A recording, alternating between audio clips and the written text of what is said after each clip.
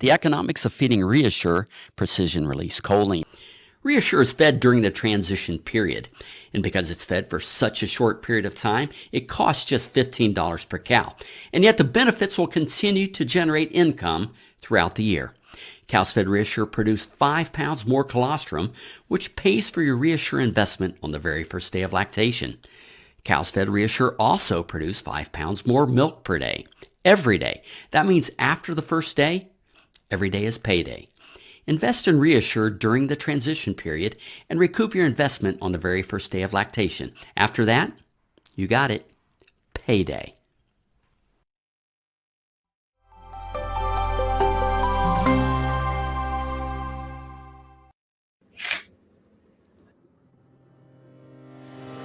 For over 30 years, Progressive Dairy has been bringing dairy producers forward-thinking articles about new facilities, new products, and new methods. What began as an 8-page flyer in 1987, serving the dairy producers of Idaho, Progressive Dairy Magazine has grown into a national and international publication serving the dairy industry across North America.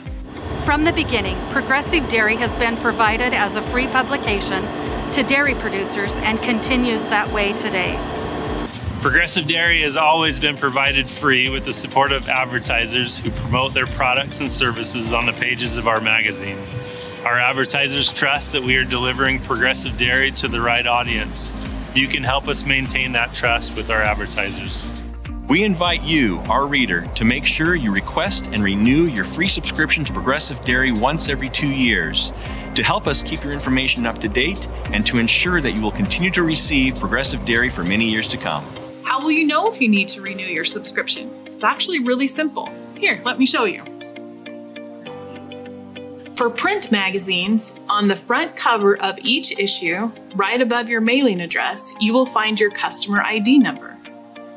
When we need to hear from you, the message, "Time to renew," will be printed after that number. If you don't update your subscription at that time, the text will then change to read, "This could be your last issue, and you could be removed from the mail list if you don't take time to renew." So be sure you don't miss an issue by watching for those messages on your mailing label on the front cover and reach out to us to renew. Is there anyone else working on your farm or ranch that should have a free subscription? Let us know their information or pass this along, and we'll get them signed up for free as well. Renew your subscription online at progressivedairy.com or call us at 208-324-7513 to speak with one of our team members. Also, follow us on Facebook, Twitter, LinkedIn, Instagram, and our podcast for the latest information about the dairy industry.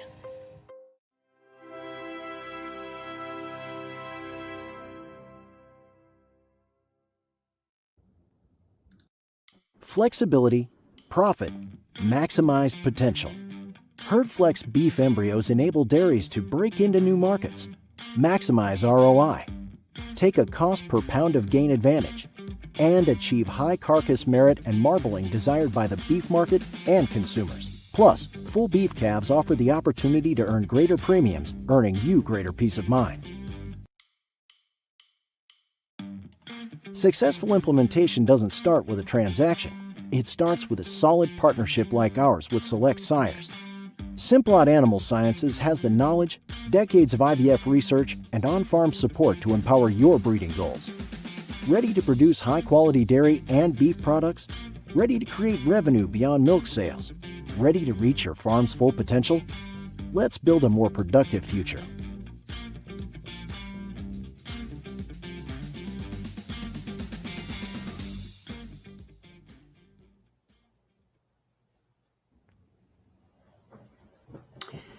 Hello, everyone, and welcome to the Real Producer Exchange. My name is Scott Sorrell, Director of Global Marketing for Balchem Animal Nutrition and Health, and I'm thrilled to be part of the Real Producer Exchange webinar, where we connect with dairy producers worldwide, diving into their unique challenges, opportunities, and most importantly, lessons learned. Before we get started, let's go through a few housekeeping items. On the screen is an example of what you should see as your webinar interface. In the upper right corner, you should see some options. Here you can access the Q&A tab. Please use this to submit questions during the webinar. All the questions will be collected during the session and we'll address them at the end. If you have any troubles during today's session, please type it into the Q&A tab. One of our session organizers will work with you to resolve the issue. Now let's get started by introducing today's moderator, Mr. Walt Cooley, a seasoned editor from Progressive Dairy Magazine, who shares a deep expertise in all things dairy. Welcome, Walt. Great to see you again. Would you mind introducing our guest for us? Sure. Thanks, Scott. It's great to be here today, and thank you for everyone for participating. I'd like to welcome Skylar Gericke to the Real Producer Exchange. Skylar manages Triple G Dairy Farm in Buckeye, Arizona, and they have a clear focus on animal reproduction and health and long-term productivity on his farm. And that's despite the challenges of extreme desert heat. So together with their two farms, Holsteins at the Triple G location and Jerseys at the Legendary location, they milk around 5,000 cows. And again, they're operating in one of the hottest dairy climates in the United States. So hopefully we'll be able to learn a little bit about heat stress and managing that from Skylar's experience. Before I get too far into this and say too much, Skylar, why don't you introduce your farm and give us a quick rundown of your background, and then we can get into some more of these specifics. Thanks, Walt. So Triple G Dairy, Legendary, and Sunrise Dairy, all right here in the Phoenix Valley here in Arizona. Definitely hot during the summer, nice during the winter. We get a little bit of rain. You can kind of see here Triple G Dairy. We milk 3,800 Holsteins with a little bit of sprinkle of Swiss. Been in Arizona since the 1950s. Came here from California. This family is originally they're Swiss, so originally from Europe there. Fourth generation now. Not me, but they definitely have a grandson now working on the dairy. Legendary, moving forward, is a partnership between Triple G and myself. That is 1,400, now 1,500 Holsteins and Jerseys, mostly Jerseys. That place was kind of built back in, we started back in 2025 as a way to kind of fill some of the overflow that we had from Triple G and Sunrise. Sunrise Dairy, that is the son of Ben Ging, who owns Triple G. He is milking 3,900 Jerseys, and this is all kind of right close to each other. We're all within a mile of each other. Sunrise Dairy to the west there, Triple G Dairy kind of in the middle, and then it's not marked here, but Legendary is that little dairy down south of Triple G Dairy. And so we're all kind of seeing the same kind of weather. We get rain at the same time, we get heat at the same time, so we have to kind of maximize what we can do on all three dairies to make something happen. A little bit about Triple G is kind of the main one that I would like to focus on, just because this is where it all started. All the changes we made, all the the success that we've had. Triple G is kind of the guinea pig, I say, on all this. So to explain, Triple G is mainly housed in Saudi barns. There is some open lots, but most of our milk cows are under Saudi barns with corral cool system. It is dry manure bedding, and then flush lanes as well. We milk under a double 48 carousel. Each carousel milks the same pen. At the time, this dairy was built back 30 years ago. So at the time, this was definitely ahead of its time, but now it's starting to show its age. And then the feed center, obviously, we're trying to create consistent feed for these cows and different rations and stuff like that. So we have a feed center that's pretty simple. It's mobile wagons. We're trying to protect it from the environment, obviously, with feed bays that are covered in shade. We do run our own mill where we kind of roll our own corn. That way we're buying whole corn kernels instead of buying water and trucking it in with the rolled corn. So trying to be efficient in the feed area as well. Great. I wanted to introduce three of the topics here we're going to be talking about with Skylar today. So the first one we're going to address is cow comfort, obviously being in one of the, I don't know if it's harshest, but one of the warmest climates in the United States. Skylar can teach us a little bit about cow comfort. And then we'll talk a little bit about the technology that they're employing on their farm and some of the things that they've learned as they've been leaning into that technology space. And then the last thing we'll talk about is their reproduction strategy, which is some of the embryo and genetic evaluation things that they've been doing to try and increase their efficiency on their herd and productivity. All right, so let's go ahead and start. Skylar, tell us a little bit about cow comfort. You kind of gave me a hypothetical when we were preparing for our presentation today. You said, when do you stop spending money on cow comfort? And in Arizona, maybe that's never. Yeah, I mean, that's an easy one there. So I've had this conversation with my vet, with my nutritionist, with, people I know, and when do you stop spending money on cow comfort? Well, when the cows can't get any more comfortable, I guess. Because when those cows are comfortable, those cows are going to be as profitable as possible. When they're able to do what they are made to do, they will express it. So one of the big things for us was the cooling aspect. So we have 4 to 5 months that are above 80 degrees, can get anywhere from 115 to 120 degrees. I mean, we see summer days, months that stay well over 100 degrees. So it's maximizing that potential that we have on facility, and investing a little bit of money on this old facility just to kind of keep that as efficient as possible. So when I got here, I've been at Triple G for 8 years. I'm from the Midwest. This stuff is not as important back there. So, I just, the fans are on, the water's on, everything's working. We're good, So I learned quickly that's not the case. You have to look at wind speeds, and you have to look at water pressures, and you have to make sure things are consistent over time. And so the original corral cool system that we had in place, it was obviously the same deal, a little outdated. It was hard to manage. We had to call a tech in for everything we wanted to do. So what we ended up doing was using the same fans, the same water lines, all that stuff, just putting in our own computer. The corral cool system was just a circuit board, and it, and then a weather station, and that's how it ran. But we kind of made it a little bit more complicated and spent a little bit of money on our own computer that would do everything on its own, as long as we put the right settings in. And that's important for me because, it does get humid here at certain points of the year when we get hit monsoon season. So we have to reset all the set points and maybe drop the water down with humidity and all that stuff. So what we did was we put in a touch screen, easy to access for myself and my guys.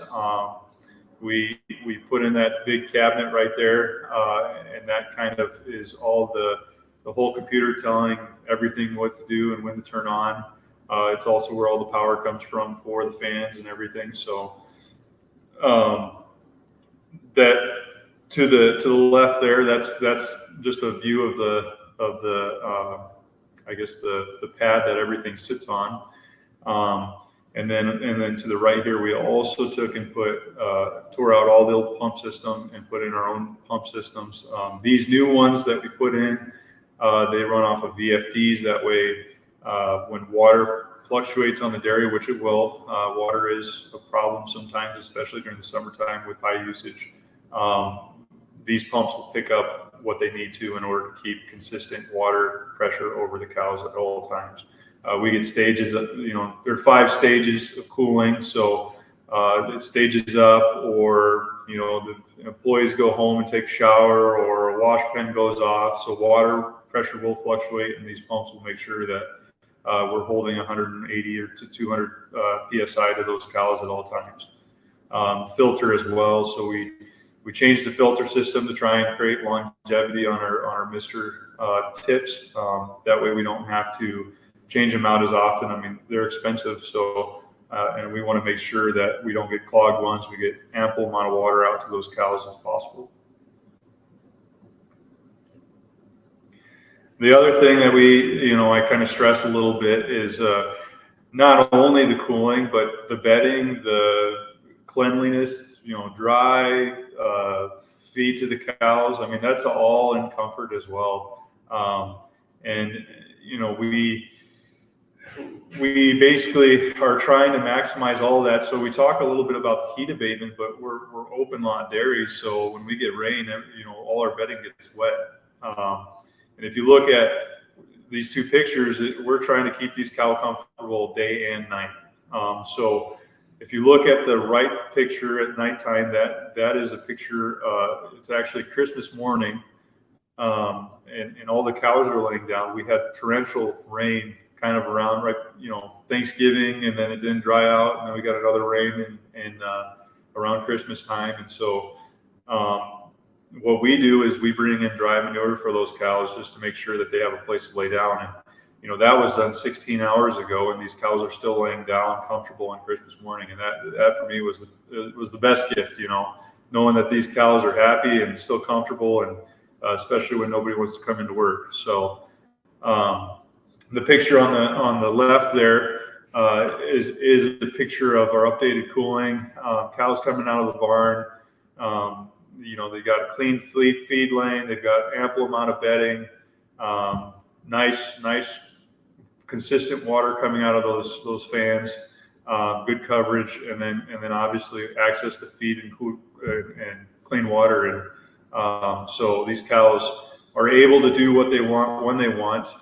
We don't lock cows up, even though we have the stanchions. So they have plenty of time to, if they want to eat for 30 minutes and sleep the rest of the day, they can. So we're not going to dictate what those cows can do. That way they can achieve what they're made to do. So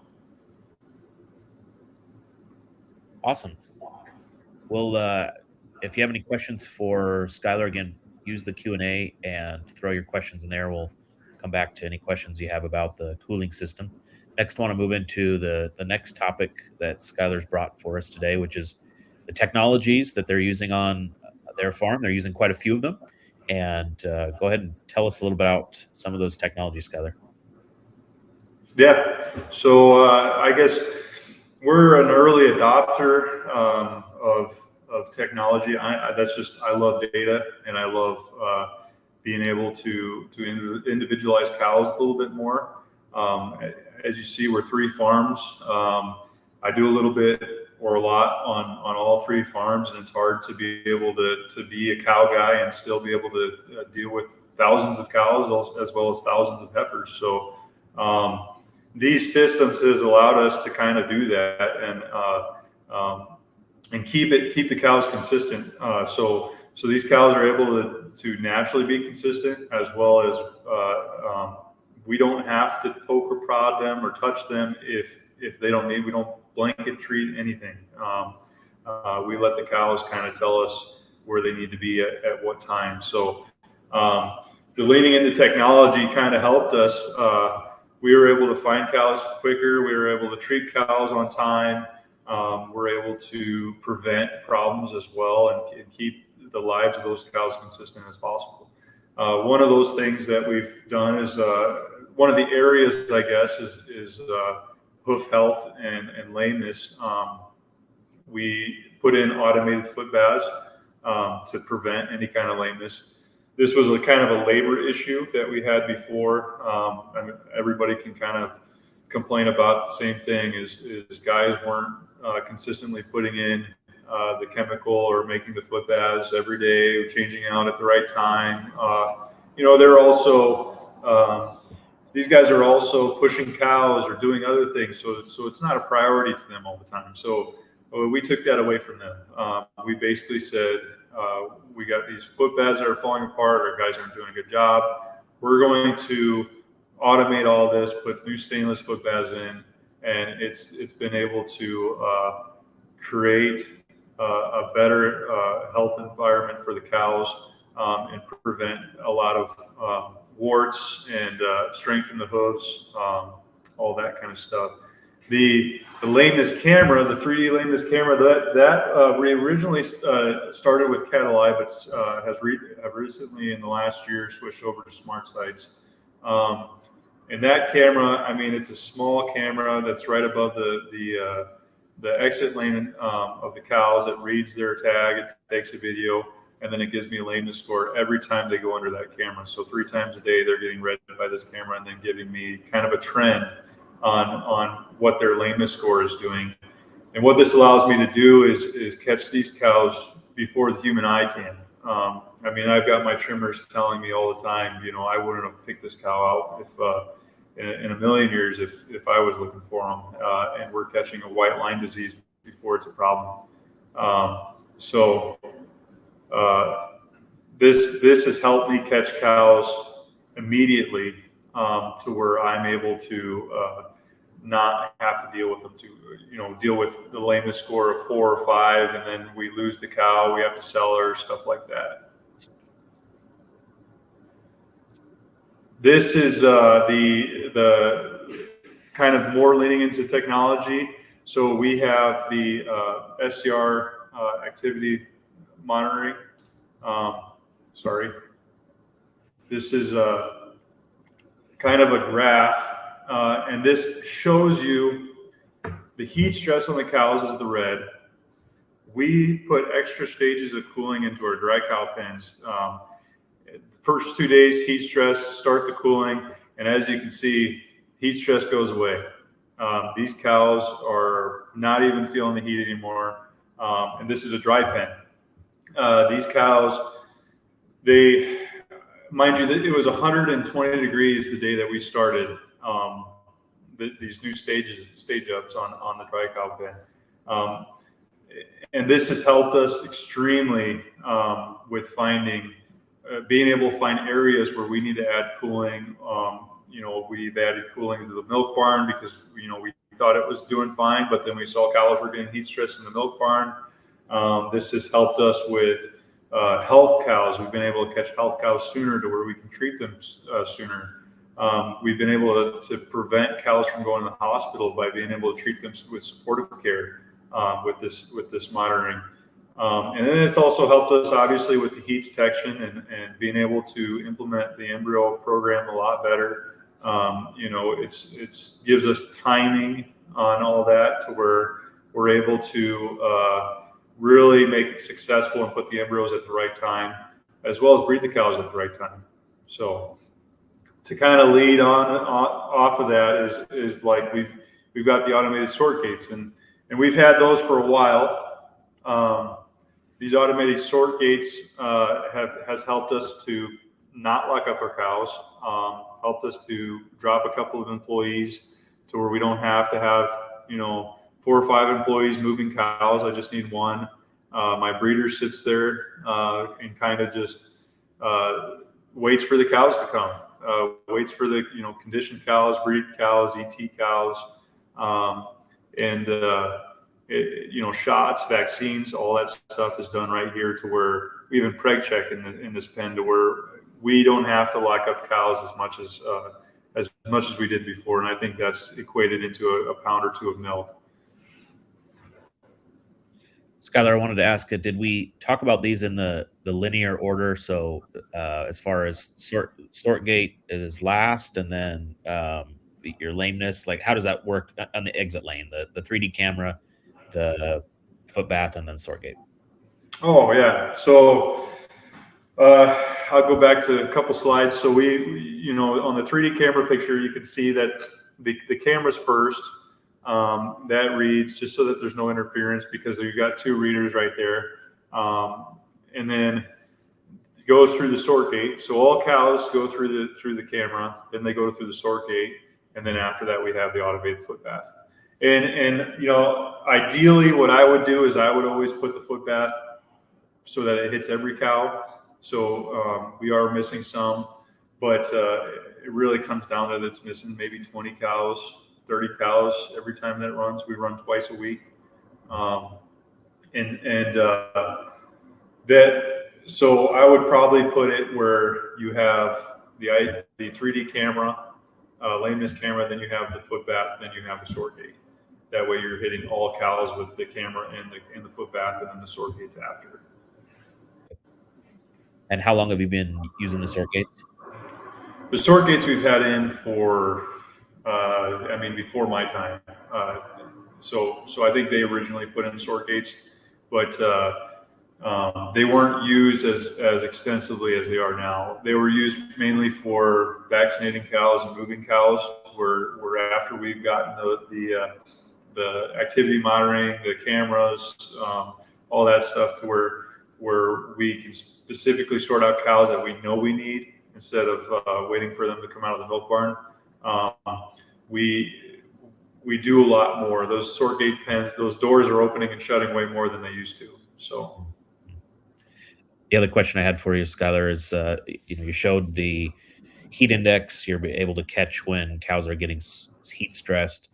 Talk about what that leads to on the farm as far as decision making. Is this programmatically built into the system so that fans are turning on, or does someone have to make that decision and then go turn them on? How does that work?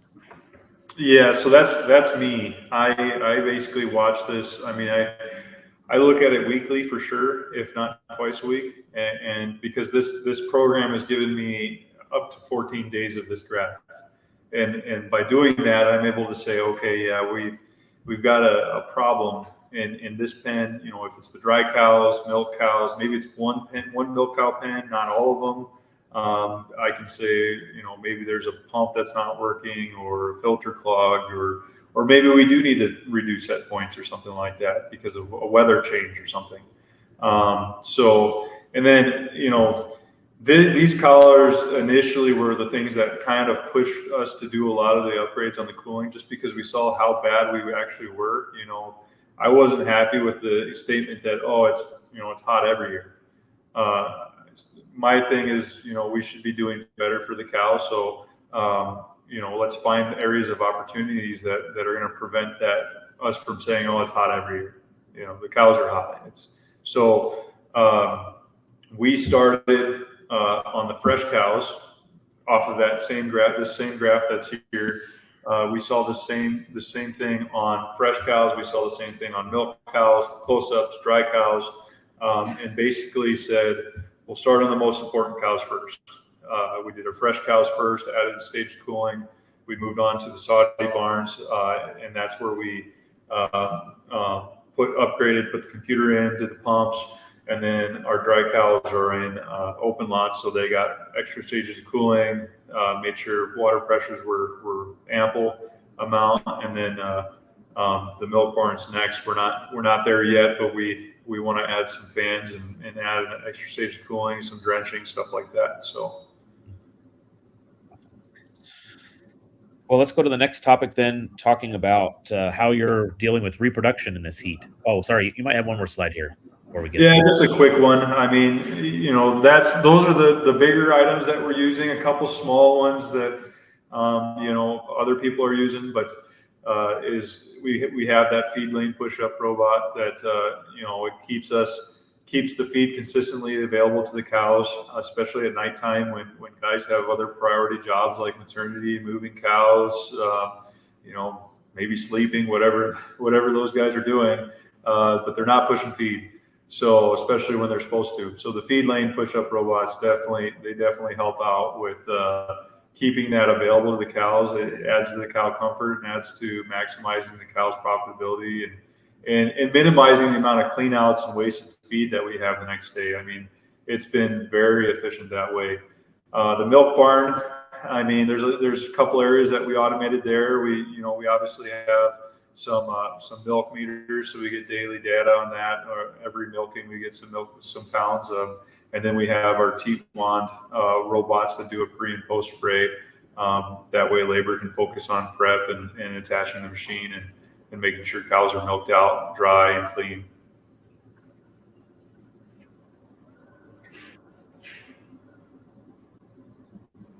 Go ahead, Tyler. Go ahead, Skyler, with this reproduction discussion. embryos that you're using and how that's really helping in your Arizona heat. Yeah. So without all that we did with the cooling, with the technology, we wouldn't have been able to really maximize and be able to do the genetics and embryos programs that we have in place.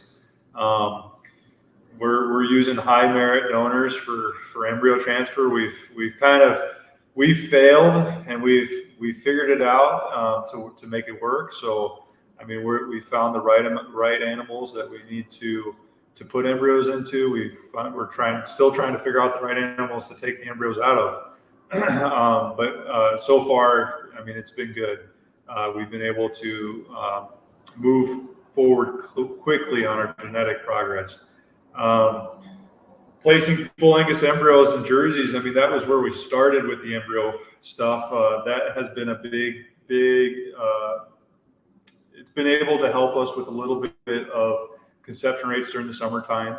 It's been able to help us maximize that uterine potential in those jerseys and get a premium on the day-old calves rather than a Jersey cross, beef cross calf.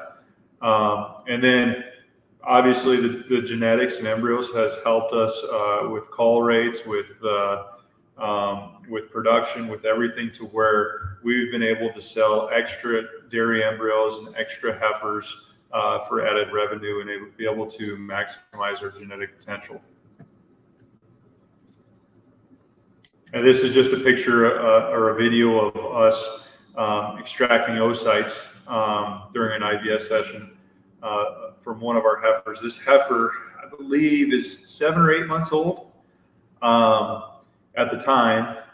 She might be milking now and already has calves on the ground before she even freshened. So these guys are able to take these embryos out of, as low as 6-month-old heifers or high genetic heifers that we found after testing at day old, and then we put those in as soon as they're ready a week later, and 9 months later, hopefully we've got a pregnancy and a calf on the ground. So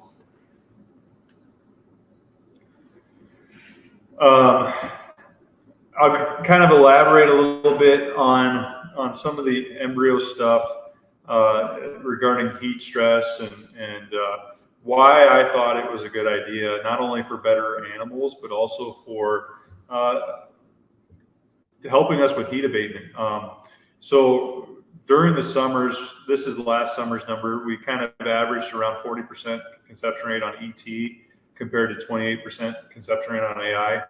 Mind you, there's a little bit of a skew in those numbers. So our ET went into first and second lactation cows, where the semen, the AI, that went into all cows across the herd.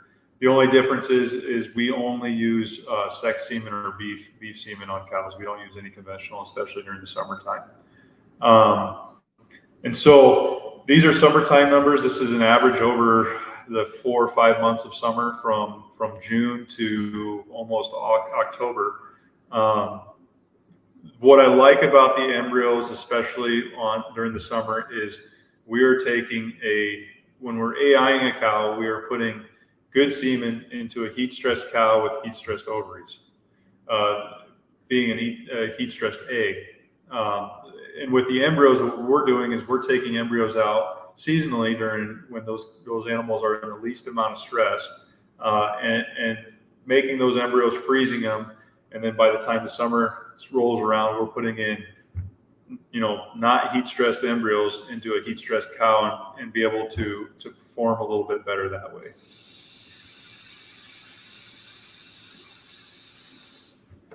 This is kind of a graph showing the last 2 years. Last summer we had the cooling in place. All the updates were in place, so you can kind of see that it's there's some red there on the conception rates month over month, especially in the summer. You see where we dip, where the summer is, and the lagging effect from that. And so what I kind of foresee here in the future, year after year, is we're going to kind of start to maintain a level conception rate over the summer, if we can maintain our cooling, maintain our practices that we're doing now. Just because year over year, cows are going to stay comfortable and cows are going to be able to, reproductively stay healthy, and be able to get pregnant quick, be able to, move forward in lactation. They're not stressed out as much, especially when we have dry period and we're focusing on dry cows during the summertime, making sure that they're cool. That way we get maximum conception rates during the wintertime out of those cows when they freshen. This is kind of a crappy picture, but it's a graph of 3 years on preg rate, and obviously the dip is the summer. The light blue line, where it dips the deepest, I think is 2023.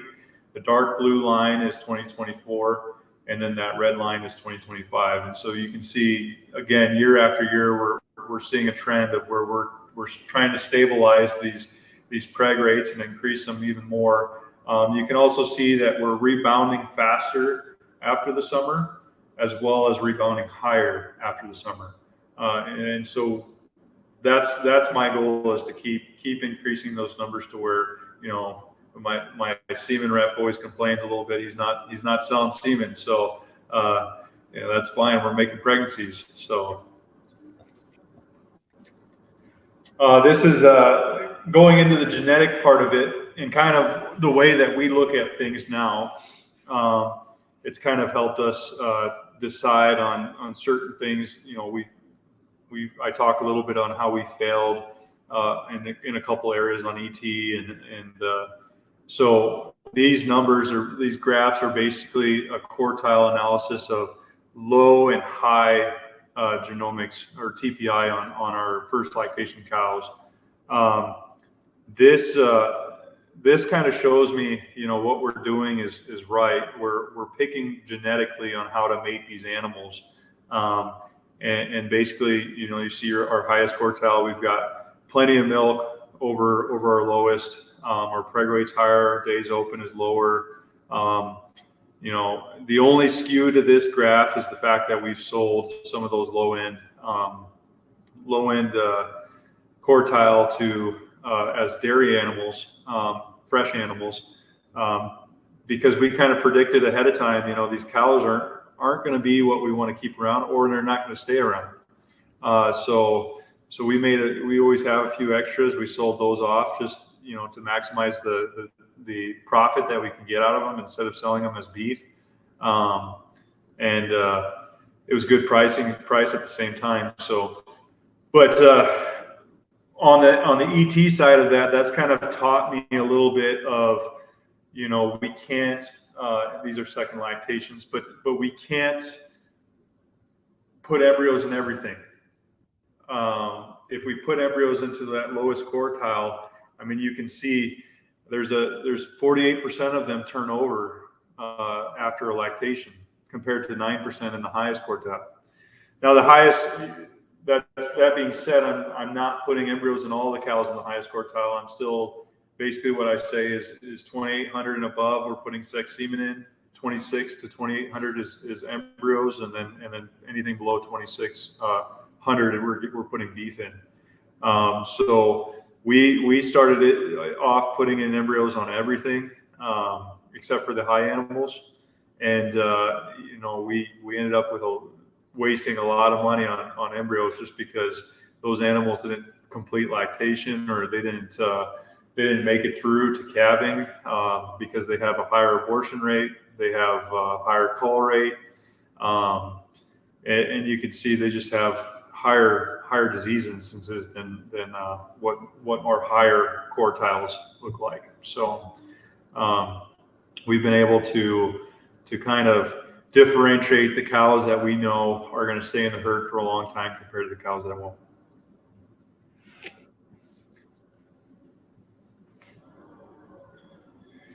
So yeah, that all being said, we're still trying to keep cows as heat tolerant as possible.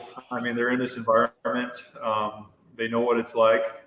So we even go as far as raising our calves into a similar environment, just so they come to us knowing, if we get cows from Wisconsin or Ohio or anywhere like that, they probably won't survive as well in this heat compared to if we get them from California, Central Valley, or Sonora, Mexico.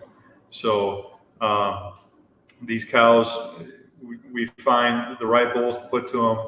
We figure out what TPI index we want to start off, what number we want to start off of, just to be able to create these the animals that we want.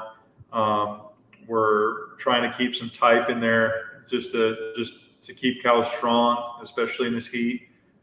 Feet and legs, make sure that, because the summertime, that really does some damage on some hoof health. So we want to try and keep feet and legs as square as possible. And then obviously DPR, cow conception rate, all that stuff, we try to stay positive on, just because if we don't, the summer's not helping us any. So we want to try and stay as close as possible to that. Thanks, Skyler, for the explanation there. As with all things Real Producer Exchange, we also like to ask producers to talk about one of their biggest learnings. We call it maybe biggest failure that you've overcome. And today you brought with us to talk about calf raising and tell us a little bit about you're doing all these great things, creating great animals, and then you got to raise them up to be the next generation for the dairy. Talk about what you've learned about how to do that and how it was a struggle initially. Yeah, so I love calves, but I suck at raising them. Arizona is just a tough environment for calves. We have 30 to 40 degree swings during certain times of year. We're an open environment. We're open to the climate, so we get obviously the heat, and then we get the rain and the moisture, and it's just so much change for those calves that it's hard to keep consistency to those calves. So people's the other thing. So we just couldn't find a team that was able to be detailed enough and caring enough to be able to take care of these calves and raise them up. So, I mean, it hurts me to say it, but we were seeing 20 to 30% non-completion rate up to 6 months. So we were just keeping what would stay alive. And it's hard to spend money on genetics and do all these big things that we're doing when you get this scrawny little first lactation cow that had pneumonia 7 times. And so what we figured out, and I kind of threw the white flag and said, let's send these calves away. Let's send it to somebody that's professional, that this is what they do, and they already have the teams in place, and they're as efficient as possible on it. I mean, that came with its own failures on top of that. I mean, not everybody's the same. They don't raise calves the same, and so what we're trying to do is we're trying to find somebody that's going to raise calves like we run our dairy.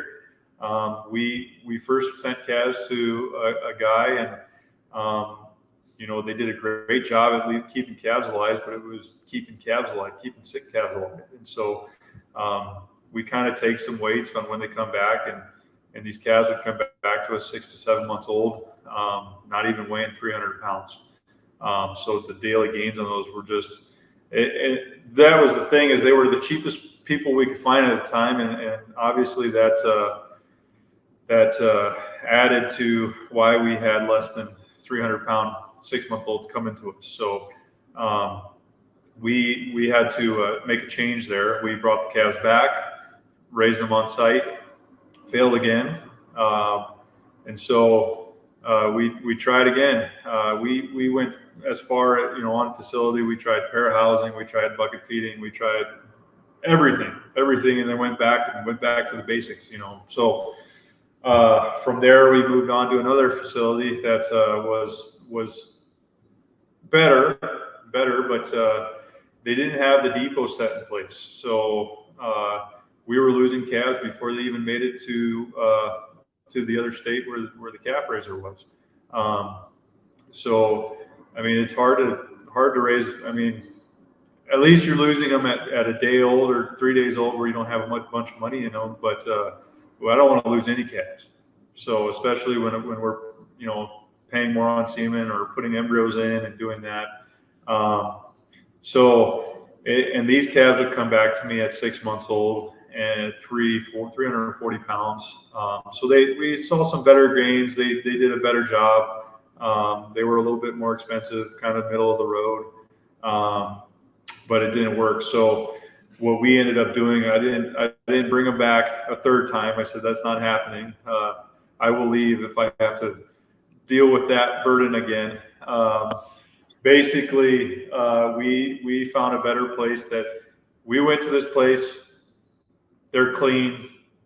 They don't have a fly in sight. I mean, they feed colostrum for 2 weeks. They're progressive and on other people's calves, and that's how I would run a dairy. I mean, we'd be progressive and try to do things that will better the animal and create better returns. And so they were doing these things, and they were definitely a lot more expensive than the other two options that we had went to. And but that didn't matter because they were for us, for what we were raising, they were $20 more to get them to 6 months than if we were to do it ourselves. But that's not including the death loss and the call rates and the low production we were getting on first lactation cows because of it. So I was willing to pay that extra $20 a head to bring back quality animals. These animals came back to us. I mean, they're coming back to us now at 5 months old, and they're weighing anywhere from 350 to 370, sometimes close to 400 pounds. So their daily gain is amazing. These animals, they're not fat, they're not stocky. They're able to build their frame, build their genetic potential, and it shows that our investment is as important to us, or as important to the calf raiser as it is to us. So we're investing a lot of money into genetics and good animals, and he's taking care of that on the back end. So this is kind of a look of maternity. These calves start with us. We still got to care for them day one. That was a kind of another area that was, the colostrum program was horrid when I came in there. We were feeding raw colostrum to these animals with potassium sorbate, which is okay as long as you can manage clean colostrum in the barn and extracting clean colostrum out of the cows. But the beef calves. This is a Jersey Charolais calf here that was just born. These calves were fed twice a day at 6 a.m. and 6 p.m. They were kind of like the redheaded stepchild. They didn't really take care of them as well. If you lost one, you lost one. And that's the problem is that would transfer over to the heifer calves. If that's how we're going to treat these calves, and why would we treat the heifer calves any different? Well, we're going to keep them. So we're going to we had two separate programs for beef calves and heifer calves. And I said, that's enough of that. So we ended up making all calves priority, especially nowadays when calves are, $1,400 to $1,600 a head at day old. So all calves are fed good quality colostrum. We bricks that out now. It's got to be over 22 bricks.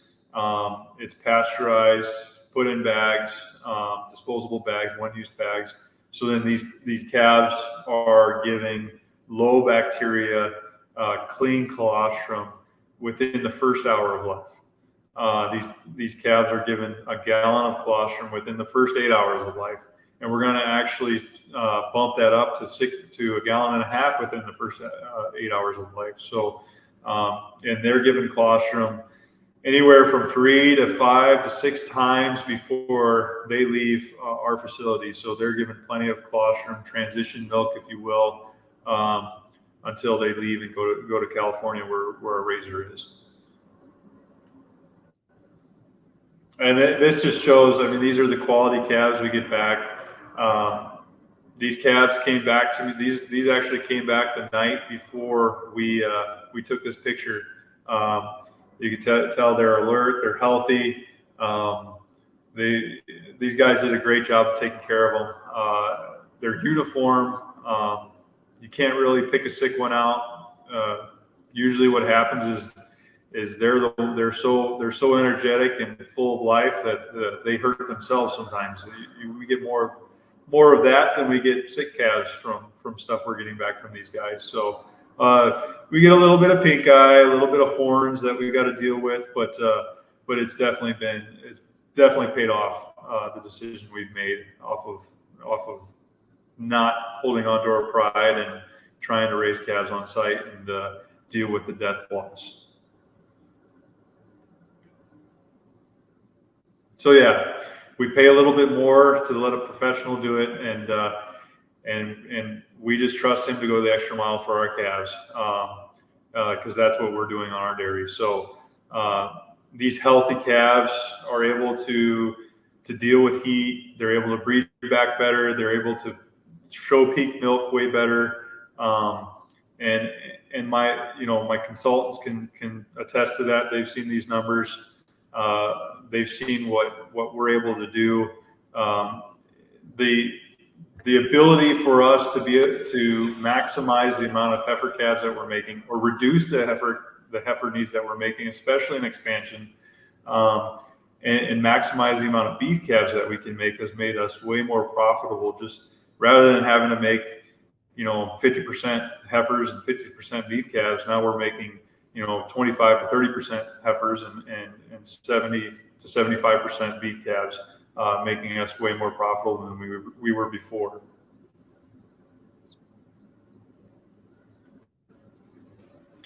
So yeah, I mean, to kind of sum it all up, we kind of build our plan to fit our dairy and what our facility, our climate, what we have going on. Everybody's going to be a little bit different. There's a million ways to skin a cat. So, but the main thing is we're trying to keep cows as comfortable as possible, so that way they're able to show us their potential as much as possible.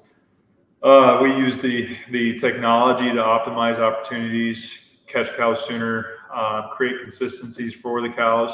Cows love consistency. So if we can keep that, then cows will be able to maximize their potential. I mean, so especially that genetic potential that we're investing in. We're controlling the cooling with data. So we're letting the cows tell us how we should set the cooling. It's not how we feel, or it's not how what the weatherman says. It's the cows are telling us kind of, hey, I'm getting hot at 68 degrees, so can you throw the thermostat down a little bit? That way we get some cooling a little bit sooner, which has been a huge change for us, especially this summer. We were running 80-degree start times or start temps on all our cooling. This summer, I looked at it. I tried it out. I said, I'm going to drop it down to 75, and we saw an added benefit from doing that. So at what point, it comes back to what I said, at what point do we stop spending money on cow comfort? Because we keep seeing the benefit. So, and then obviously invest in calf raising, whether that's on house or on site or a custom raiser. Just make sure we're doing the best for our calves to be able to create high quality heifers that are going to create high quality cows and give us better situations and better opportunities to where we can maximize profitability. Awesome. We're going to give everyone a chance to ask them additional questions for Skylar here. So Scott, why don't you introduce and queue up how that Q&A will work? Yeah, absolutely, Walt. Great presentation, by the way, Skylar. Really enjoyed that. Looking forward to the Q&A session.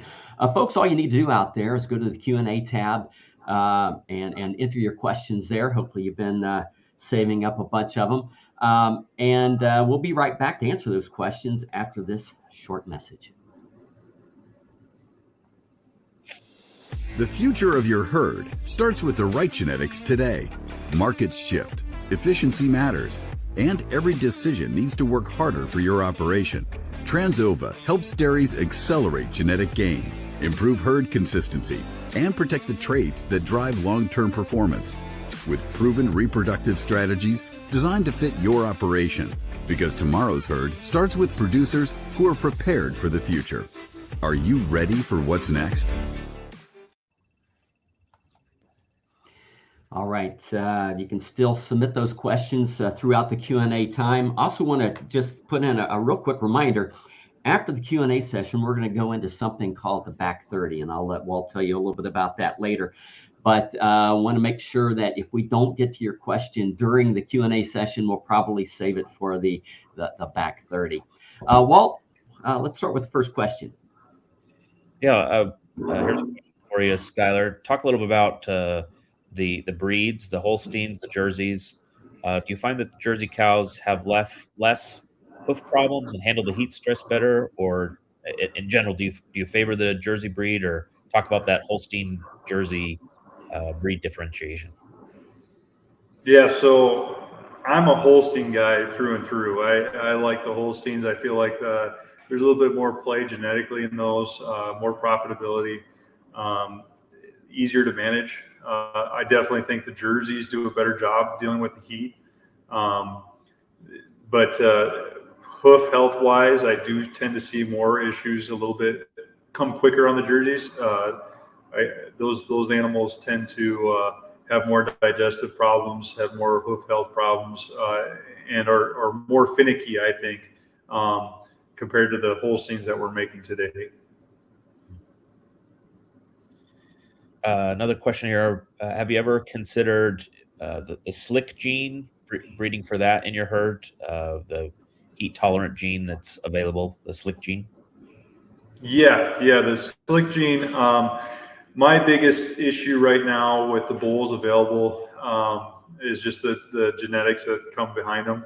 But we are kind of dabbling a little bit into some slick gene stuff just recently, starting to try and create some high genetic animals out of some good bulls that the better bulls that they have with slick gene.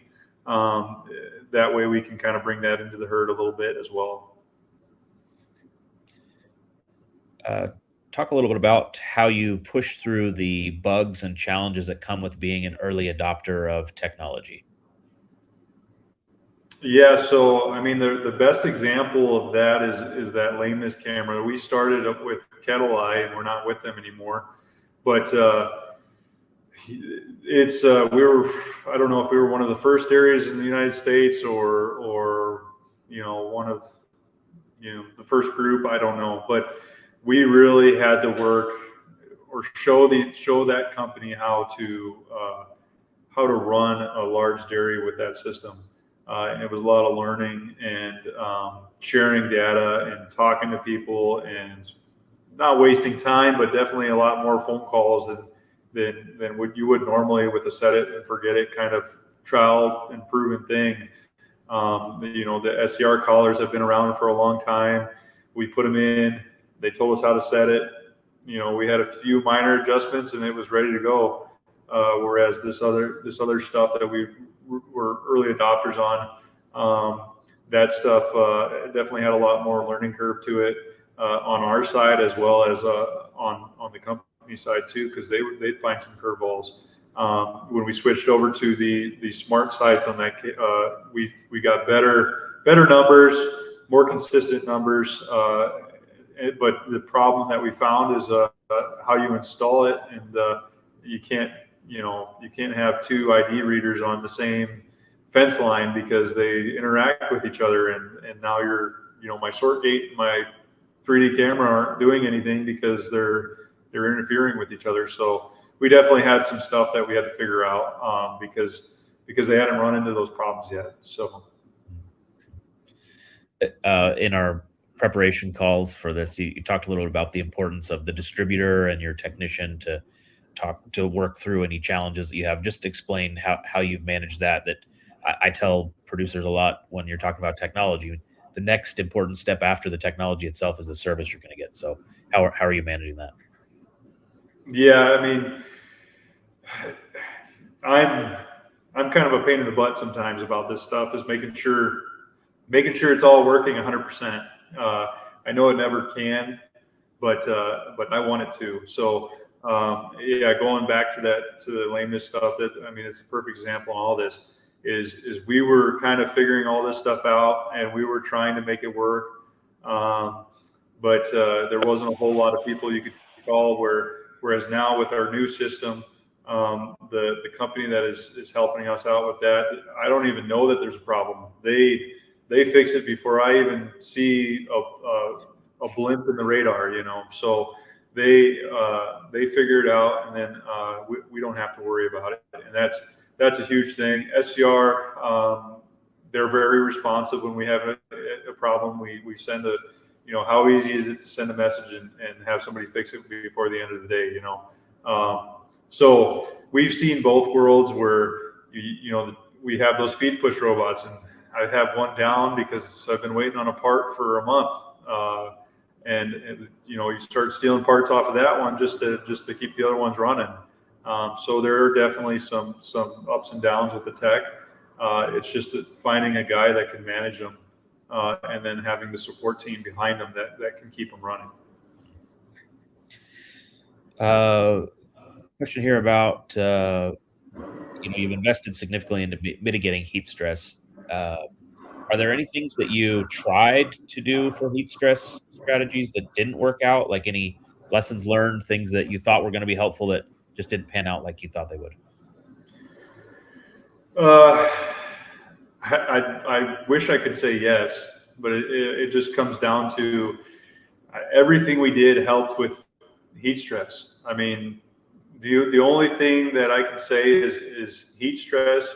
Arizona is a dry heat, as they say. So water, cows use evaporative cooling, and this is the environment here that you're able to do that. So soaking a cow helps out a lot. When you get into humid times of the years here, that's 40 to 60% humidity during monsoon season.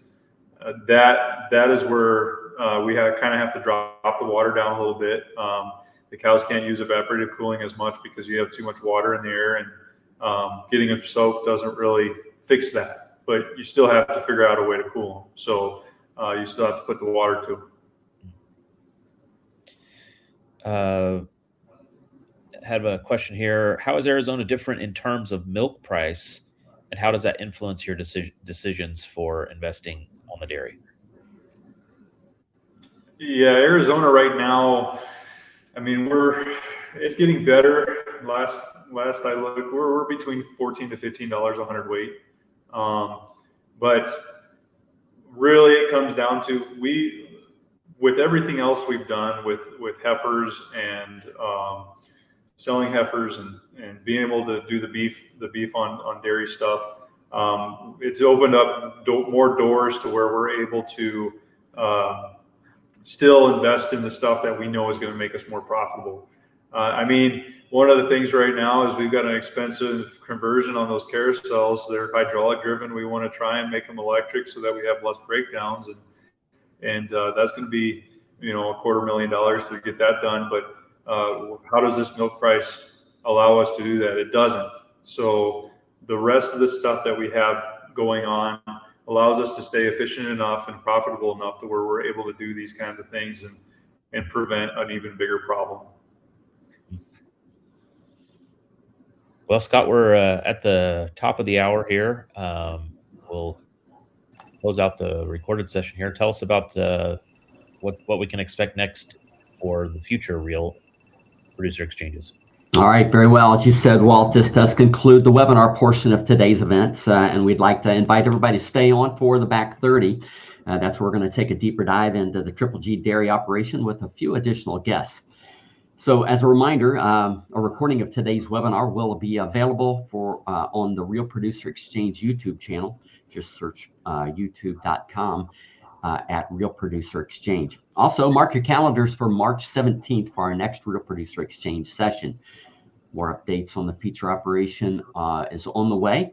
So keep an eye out for exciting announcements, and be sure to check back for more details at agproud.com/realproducer.